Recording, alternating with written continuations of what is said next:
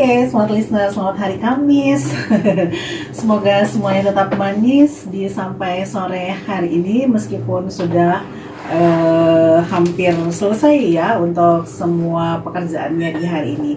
Dan seperti biasa, karena ini hari Kamis, kita berjumpa lagi di The Leaders Talk, smart listeners ya. Seperti biasa, saya Silvana Roslin hadir untuk Anda semuanya untuk menyapa kembali Anda yang sudah hari Kamis ini mungkin sudah hampir 50% ya dari target pekerjaan itu sudah terselesaikan. Jadi masih ngejar target lagi di sisa 2 hari lah ya. Biasanya Kamis itu mulai terasa Jumat mulai terasa Minggu gitu. Oke, The Leaders Talk kali ini sudah memasuki edisi yang keempat ya. Wow, terima kasih ya buat teman-teman yang sudah mempersiapkan ini. Dan kali ini saya bersama dengan Kepala Deputi Bisnis Pegadaian Area Makassar 2, Bapak Andi Ibrahim. Selamat sore Pak Andi. Assalamualaikum. Sore Mbak Rina, waalaikumsalam. Oke, gimana kabarnya? Alhamdulillah sehat. Oke, bisa agak lebih dekat ya, Pak, biar suaranya lebih kencang, menggema gitu. Udah pas nih suaranya. Iya. Suaranya suara penyiar ini sebenarnya Pak. Bisa nanti ngisi rubrik tersendiri di semua.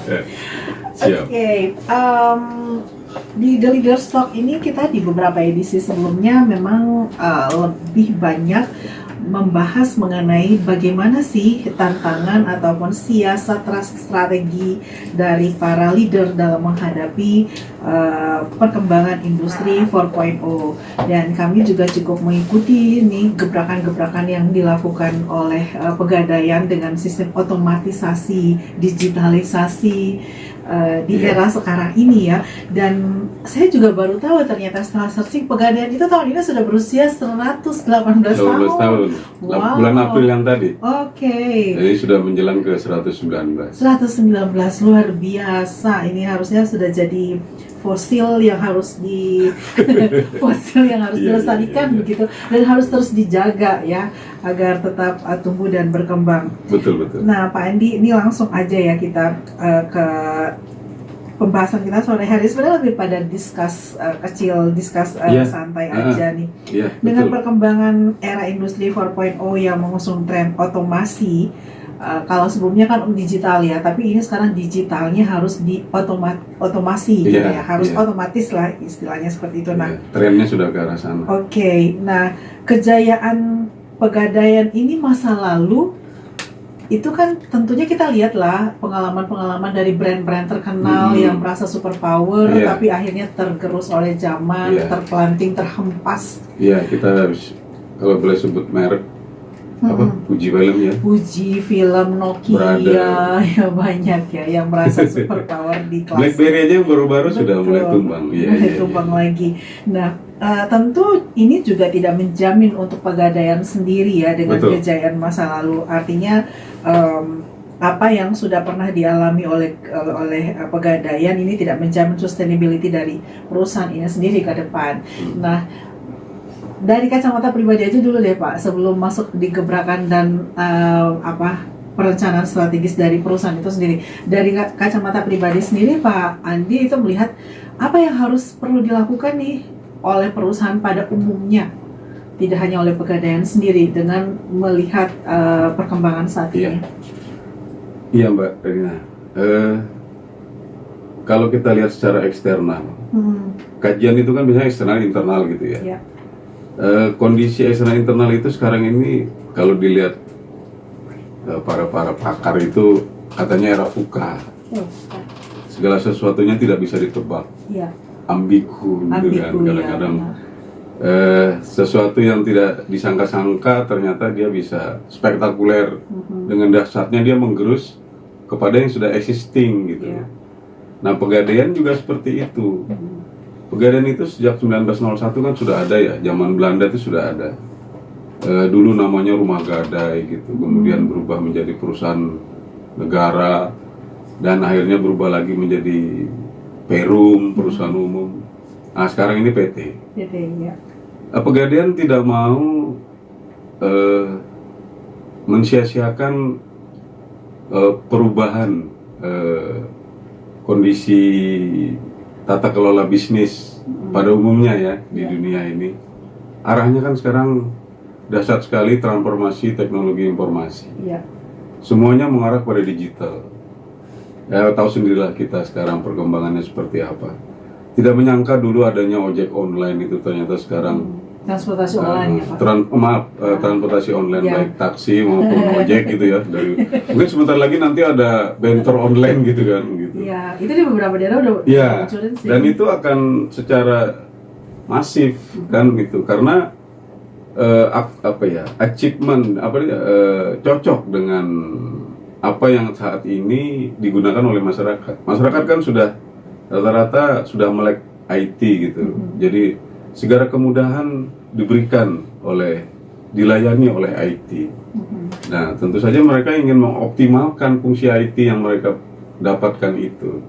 Maksudnya fungsi dari kemutahiran IT sekarang itu dia pastilah ingin dimaksimalkan.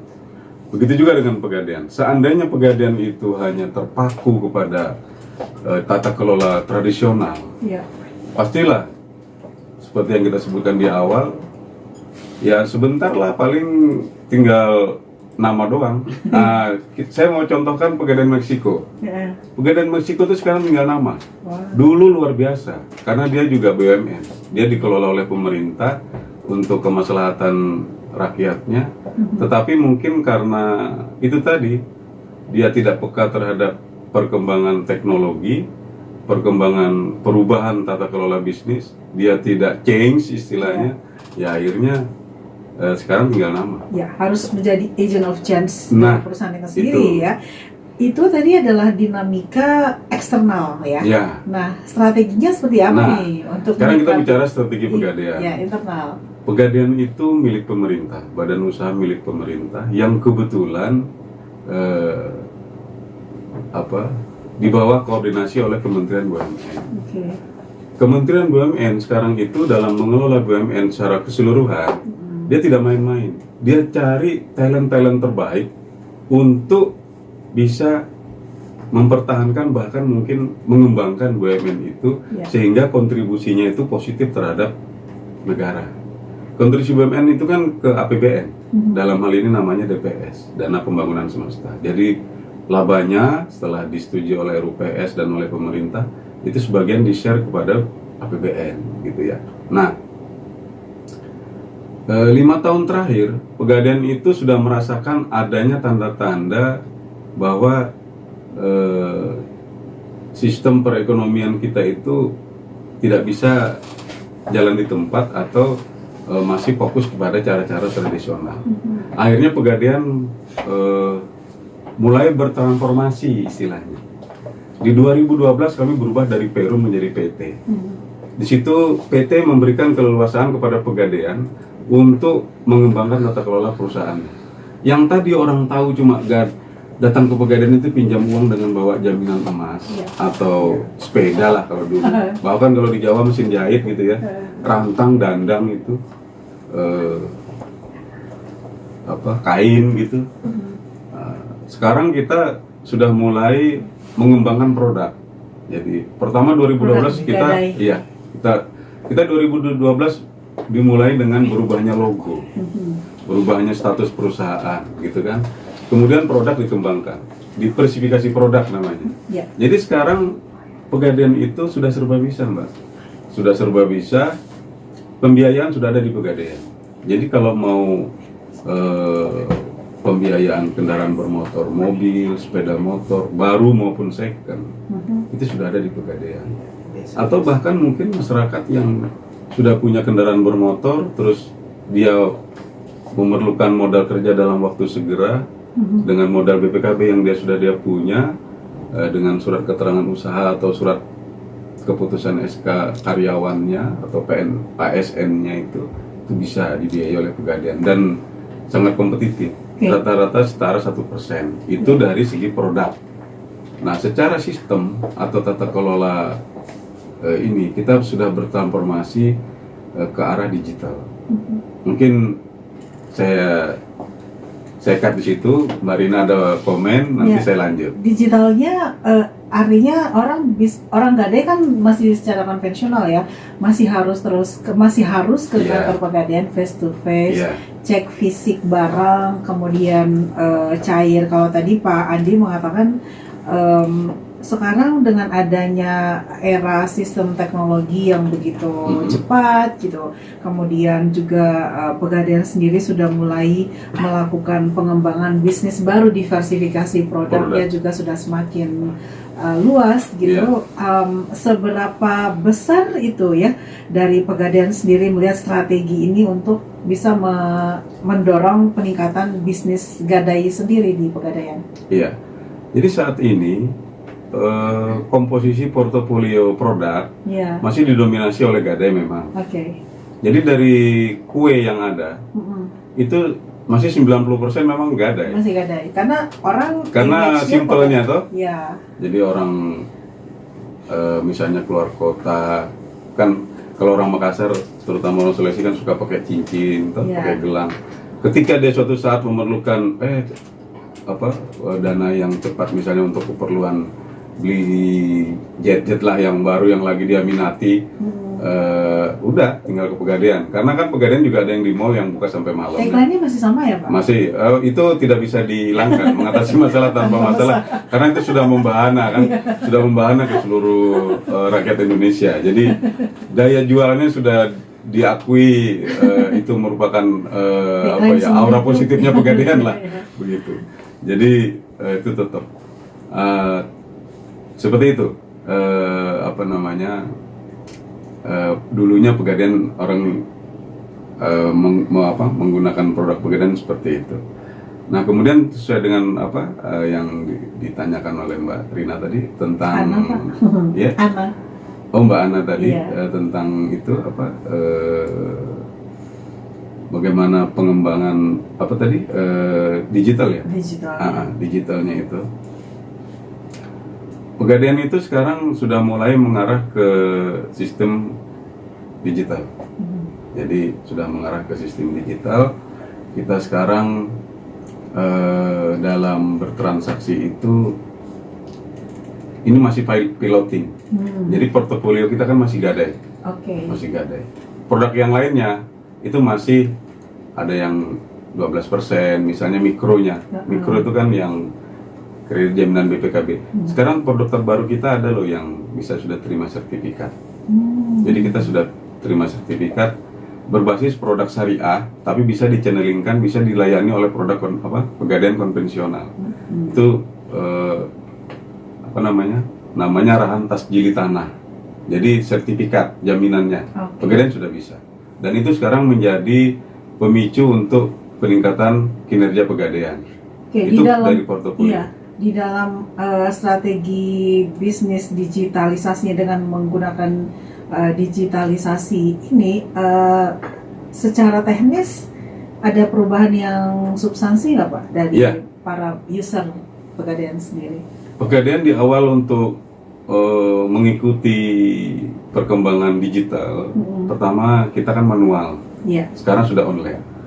Jadi yang online-nya dari sisi mana ini buat? Dari operasional. Jadi begini, kalau menggadai memang harus datang ke outlet, karena kan terkait dengan barang jaminan.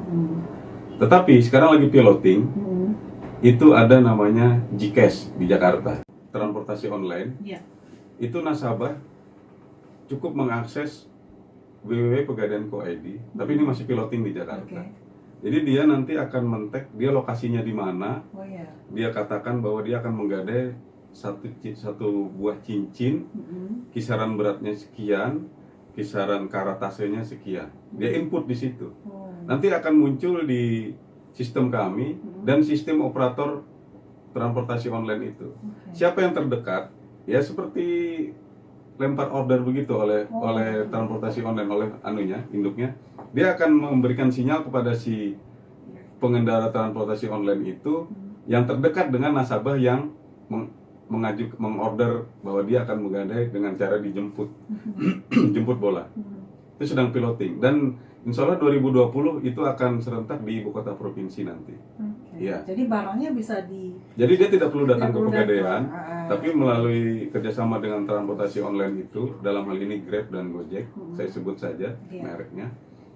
Nanti siapa yang dapat order itu, dialah yang akan menjemput. Wow. Kemudian pada saat dia menyerahkan barang, itu oleh si nasabah dia foto. Oke. Si pengendara ojek online itu, dia foto, cret gitu kan. Nanti si ojek online itu juga sistemnya juga sama, dia sudah memoto dan dia sedang berjalan menuju Pegadaian terdekat. Nanti diarahkan.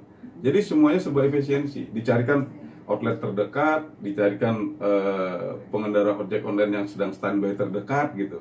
Jadi secara efisiensi waktu, biaya, tenaga itu bisa diminimalisir semua, begitu. Itu sedang piloting. Nah kemudian kalau yang saat ini sedang berlangsung itu namanya Pegadaian Digital Service. Ya. Mbak Ana silahkan download itu, buka aja di App Store atau di Play Store. Pegadaian Digital Service. Oke, ada apa di sana? Silahkan download. Nah, di situ itu sama dengan operasional Pegadaian sebagian besar ada di situ. Jadi kalau kita sudah download, nah kalau Mbak Ana mau lebih maksimal menggunakan aplikasi itu sama dengan aplikasi-aplikasi yang lain, yang online yang lain, tapi ini miliknya Pegadaian. Mbak Ana datang ke unit terdekat, ke outlet terdekat, namanya aktivasi finansial. Daftarkan nomor rekening pribadi Mbak Ana. Toh? Nah, rekening pribadi Mbak Ana daftarkan. Rekening pribadi yang sudah ada? Iya, mau bank apa saja, BNI, BRI, Mandiri, kita sudah accept, sudah kerjasama semua, BCA, BPD itu kan ada. Kalau di sini Bank Sulbar, kalau di Jakarta Bank DKI gitu kan, nah begitu, Bank Jatim, Bank Jateng begitu. Kita aktifkan finansialnya. Nanti di situ kan ada beberapa macam produk Pegadaian. Salah satu yang paling tren sekarang adalah tabungan emas. Jadi tabungan emas itu, inilah produk yang saat ini menjadi andalannya Pegadaian untuk mengedukasi masyarakat dalam berinvestasi emas.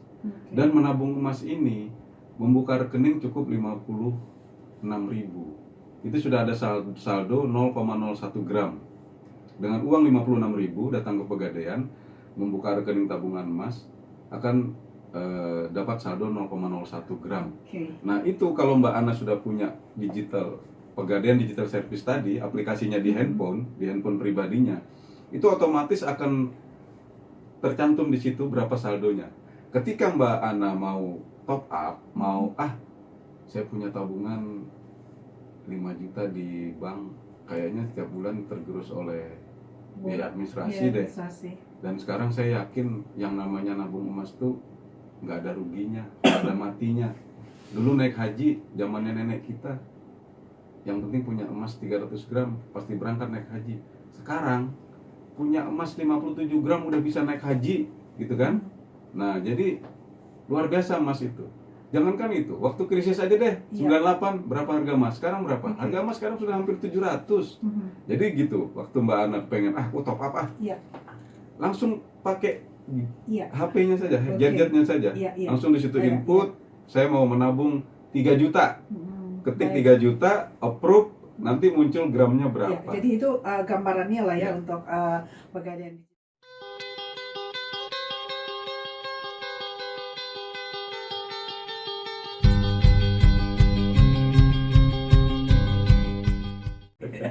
Oke, tadi Smart Listeners kembali lagi di The Leaders Talk untuk kali ini dan masih membahas bagaimana sih inovasi yang dilakukan oleh perusahaan ini di era industri 4.0. Tadi sudah banyak sih dijelaskan bagaimana program digitalisasi yang sudah diupayakan oleh Pegadaian dengan adanya Pegadaian Digital Service, kemudian juga diversifikasi produk ya yang terus dikembangkan oleh Pegadaian itu sendiri. Nah, di satu sisi memang kompetensi secara internal ya dari karyawan itu sendiri juga tentu harus disiapkan. Pertanyaan saya tadi sebelum break, bagaimana dari Pegadaian mensiasati era digitalisasi otomasi ini, mengotomasi digital ini dengan melihat profil dari para nasabah yang kita tahu masih nasabah-nasabah konvensional gitu. Meskipun tadi dari piloting yang sedang dipersiapkan itu udah bisa nih kita ngirim emas 100 gram melalui ojek online untuk diantarin ke Pegadaian itu nanti ya ke depan gitu.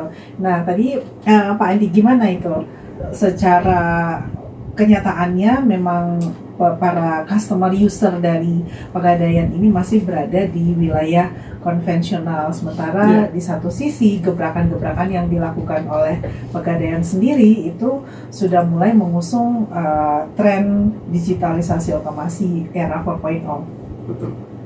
Ya begini Mbak Ana, kalau kita lihat dari portofolio nasabah, itu 70% Pegadaian masih emak-emak. Iya. Itu tantangan kami memang. Dan emak-emak ini identik dengan, kalau kita lebih fokus lagi spesifikasi lagi untuk pembahasan yang misalnya di Sulawesi Selatan, memang dominan nasabah kita adanya di non perkotaan, di kabupaten gitu ya, kemudian di kecamatan dan di pedesaan. Karena masyarakat Sulawesi dan Indonesia Timur pada umumnya memang dari dulu sudah familiar sekali dengan Pegadaian.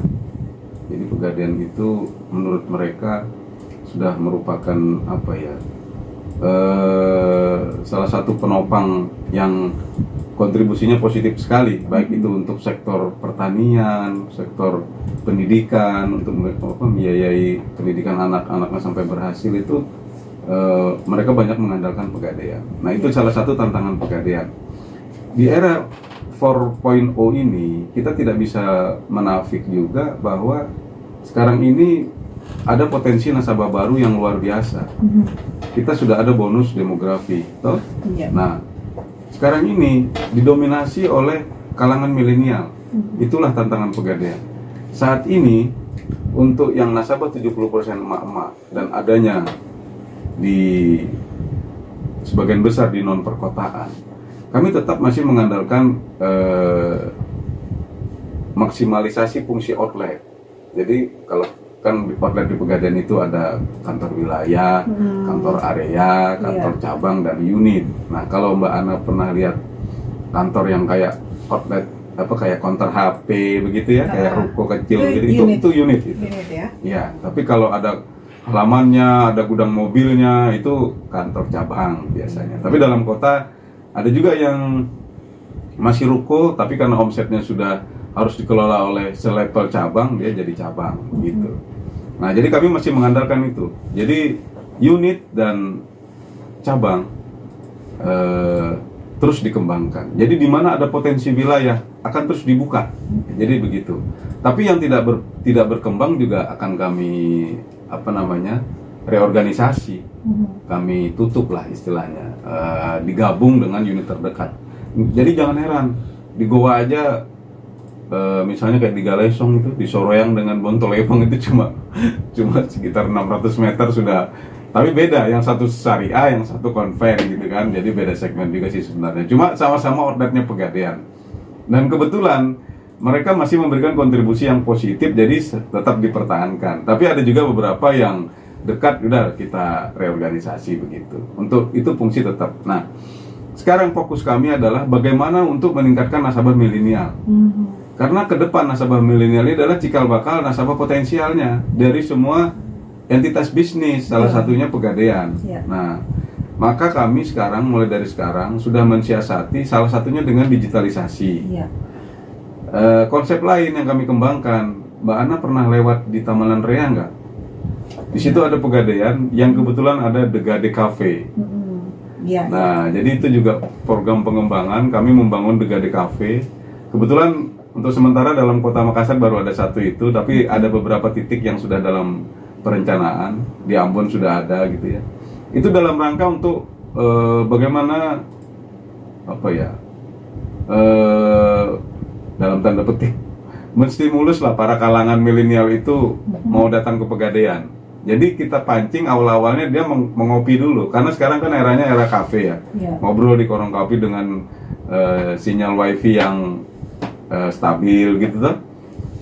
Walaupun di situ mereka dalam konteks komunitasnya ya ada yang main game, tapi ada juga yang berdiskusi tentang terutama mahasiswa kan begitu.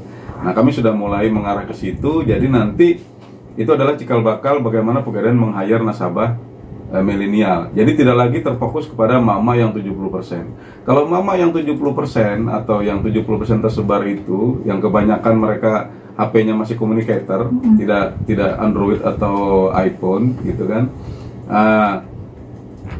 Terpaksa kita ya memaksimalkan fungsi outlet. Tapi gitu. sekarang ada penambahan outlet seberapa, sudah mulai berkurang atau gimana Pak? Kalau secara jumlah rata-rata jumlahnya masih sama. Jadi kami menutup dua, ya, buka dua gitu loh. Okay. Jadi selama itu karena ini adalah tanggung jawab juga kepada masyarakat toh. Jadi jangan sampai masyarakat. Kami tujuannya mendekatkan diri kepada masyarakat. Nah, mendekatkan itu salah satunya adalah dengan mendekatkan outlet dan memudahkan fungsi layanan, salah satunya melalui digital. Oke. Gitu. Secara eksternal ada banyak pekerjaan rumah yang sedang disiapkan. Nah, di internal sendiri dari sudut pandang karyawan, budaya kerja, karena kan yang selama ini bertahun-tahun, puluhan tahun mungkin ya terbiasa mengelola dan melayani dengan sistem yang sangat konvensional, kemudian harus dihadapkan dengan perubahan teknologi, itu gimana Pak? Di 2018 kami sudah mencanangkan transformasi perusahaan. Iya. Ada 5G Star di situ yang menjadi poin utama dalam transformasi. Pertama itu Grow Core. Grow Core itu core bisnis kami tetap kami tumbuhkan, yaitu bisnis gada itu tetap ditumbuhkan, jangan sampai berkurang kecepatannya, bahkan mungkin terus dioptimalkan. Grow Core. Kemudian kami yang kedua Grab New, jadi ada 5G, jadi 5G Star istilahnya. Yang kedua Grab New. Grab New itu kami menggrab itu produk baru, nasabah baru gitu kan. Nah, kemudian ada lagi kami menggunakan Gen Z teknologi. Nah, itu tadi kan sekarang ini bukan milenial, ini sudah arahnya ke generasi Z. Nah, kami berupaya nanti operasionalnya Pegadaian itu applicable atau seiring dengan perkembangan teknologi yang saat ini disebut dengan generasi Z gitu kan. Kemudian kami ada lagi yang namanya grid culture. Jadi budaya kerja atau budaya perusahaan itu memang selalu didengung-dengungkan oleh Pegadaian. Jadi salah satunya dari grid culture ini adalah kami yang dulunya istilahnya adalah old paradigm, sekarang Pegadaian itu new paradigm. Jadi paradigma baru lah gitu. Nah, saat ini kami sedang secara masif itu di seluruh Indonesia ada yang namanya rekrutmen MDP. Ada dua, eksternal, internal. Kalau eksternal itu namanya MDP, Management Development Program. Kami meng-hire talent-talent terbaik di seluruh Nusantara untuk kemudian dididik dan dia akan menjadi calon-calon pemimpin Pegadaian. Nah, biasanya mereka yang lulus itu adalah yang mereka. Jadi sistem rekrutnya pun kita kekinian. Dia bisa saja menyampaikan CV-nya pakai vlog. Dia jual dirinya kepada kami melalui konsultan, bahwa saya mampu untuk begini-begini melalui vlog. Kekinian sekali gitu loh, karena memang nanti ke depannya bahwa era operasional kami juga akan seperti itu. Di pusat kami sudah mendirikan yang namanya TO, Transformation Office. Kami desain kantornya terus sudah mengakomodir gaya-gaya milenial kayak Google lah begitu. Itu sudah mulai dibangun infrastrukturnya. Kemudian tadi itu yang eksternal ya, Management Development Program. Ada yang dari internal namanya Staff Development Program. Jadi orang-orang internal yang mempunyai kemampuan, talent, yang bisa masuk di kategori kualifikasi yang ditetapkan, bisa naik grade gitu loh. Dia dididik juga, barengan sama-sama nanti dididiknya sama yang MDP. Nah, ini sudah angkatan ketiga ini. Nah, itu untuk mempersiapkan talent-talent kami sehingga secara budaya kerja itu, budaya kerja yang tadinya tradisional, yang sifatnya menunggu, mental warung, sekarang itu lebih agile. Iya. lebih creativity, inovatif gitu kan. Nah, seperti itu. Oke. Nah, itulah yang dikembangkan oleh Pegadaian saat ini. Iya, selain diversifikasi produk, kemudian tadi secara internal eksternal untuk peningkatan kapasitas dan kompetensi karyawan juga sudah disiapkan. Nah, sekarang kalau inovasi dari Pegadaian lainnya ya untuk perluasan segmen pasarnya sendiri bagaimana, Pak? Iya. Segmen pasar kita kan dari awalnya kan menengah ke bawah ya. Iya. Jadi itu tertuang juga di visi perusahaan bahwa kita akan menjadi digital financial company untuk meningkatkan kesejahteraan masyarakat menengah ke bawah. Kenapa kok Pegadaian menengah ke bawah? Karena di Pegadaian itu bisa menggadai dengan 50.000 bisa. Di perbankan mana bisa. Jadi ketika maaf saja ya, di kampung para petani sedang musim kemarau, belum tanam, mau beli beras misalnya, ada cincin setengah gram, digadaikan di Pegadaian dapat kan. Kalau setengah gram sekarang dapatnya udah bisa dapat 150 ribuan, ataupun seperempat gram di akhirnya dapat 50 ribu. Itu harus dilayani di Pegadaian. Itulah makanya Pegadaian itu melayani menengah ke bawah. Tetapi perluasan segmen itu secara alami juga mengalami perubahan seiring dengan perkembangan bisnisnya Pegadaian. Jadi kalau Mbak Ana ke Pegadaian jangan kaget, itu ada barang jaminan BMW 1 pintu, apa? BMW 2 pintu yang mobil itu ya, harganya. Terus Alphard itu sudah familiar lah di Pegadaian yang seperti itu. Terus masyarakat yang datang ke Pegadaian itu dia menggadai logam mulia 3 kilo, 4 kilo. Jadi sudah menganggap memang Pegadaian itu mitra bisnis yang simple ya, yang simple dan dapat diandalkan. Karena Pegadaian kan milik pemerintah, jadi segala sesuatunya kan dijamin oleh pemerintah. Jadi segmen itu sudah berkembang sendirinya. Iya. Apalagi dengan adanya Pegadaian Digital Service itu, kami berharap dalam tahun 2019 ini peningkatan segmen itu kepada segmen yang menengah ke atasnya itu akan meningkat 20%. Iya. Oke. Luar biasa ya, sangat jelas ya penjelasannya dari Pak Andi Ibrahim. Dan Smart Listeners, demikian pemaparannya, diskusi kami dengan Bapak Andi Ibrahim dari Kepala Deputi Bisnis Pegadaian Area Makassar II tentang apa saja yang sementara disiapkan, seperti apa yang sudah dilakukan. Yang jelas dan yang utama adalah dari penjelasan Pak Andi Ibrahim ini adalah Pegadaian tidak berdiam diri, terus bergerak juga mengikuti perkembangan zaman, proses-proses ke arah transformasi digitalisasi ataupun otomasi itu sudah dilakukan dengan peluncuran beberapa gebrakan-gebrakan program diversifikasi produk, kemudian juga perluasan segmen nasabah itu sendiri udah terlihat nih yang menggadai Alphard gitu, menggadaikan BMW, tentu Mercy bukan lagi dari kalangan menengah ke bawah itu ya. Dan secara sendirinya memang market Pegadaian sendiri juga akan terus berkembang dan seiring dengan perubahan-perubahan yang terus dan inovasi yang dilakukan ya Pak Andi. Terakhir mungkin tipsnya untuk pendengar kita di sore hari ini di Leaders Talk, bagaimana sebagai seorang leaders mensiasati dan melihat perkembangan zaman yang terus bergerak ini.